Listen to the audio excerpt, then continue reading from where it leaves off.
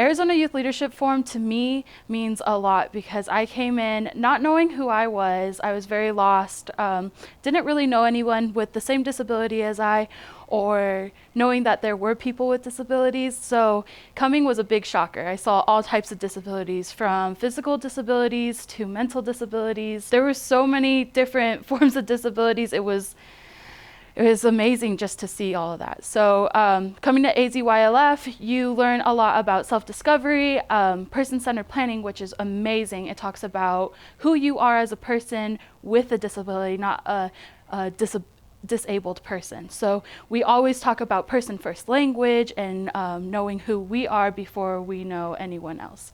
As a team leader, I get to help youth and young adults figure out who it is that they are through their disability. So what are your goals in life? What do you want to accomplish? And how can we help you accomplish those goals? So when we talk about person planning or person-centered planning, we talk about you, not your disability, but how can we help around that disability? We also talk about life skills, so voting is very important. We also talk about guardianship. If it is needed, most of our delegates don't need it. So we talk about what the steps are to avoid it or to get help with it. So in AZYLF, we are very proactive about making our youth and young adults people who are going to thrive in the community with everyone else. And this has helped me. I was a young adult who, I was 17 at the time, and my mom was talking about having a guardianship under me, and came to AZYLF, and we talked about it, and I was like, I don't need a guardianship. I am capable, I am strong, I have a husband now, I have 2 kids now, I am somebody who can vote, I'm somebody who can make my own decisions, I can drive, I can take the bus, I can do whatever I need to do to support my own family and get what it is that I need to do. And with that guardianship, I wouldn't be able to do that.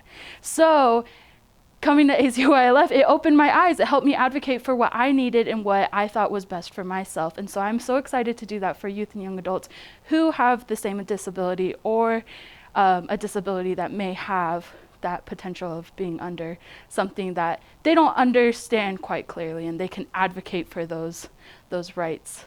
I just wanted to bring up how accessible this place is. Oh, we've been to a couple of colleges where there's no accessibility. So for people who have wheelchairs or need a bottom stair room, it's so accessible. You can go into these rooms and you feel welcome, you feel safe. I know we have a couple of delegates or staff members who need those accessible accommodations, and it's so easy to get around, and it's so beautiful, and it's nice.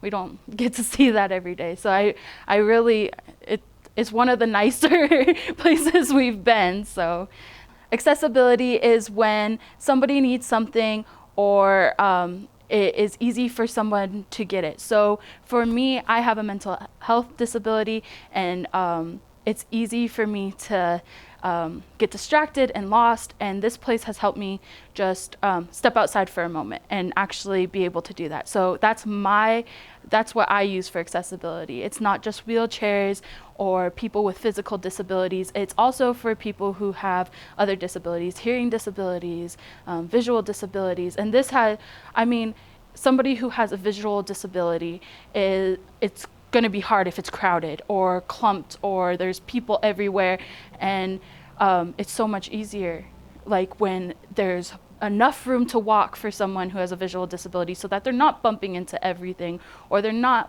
running into things.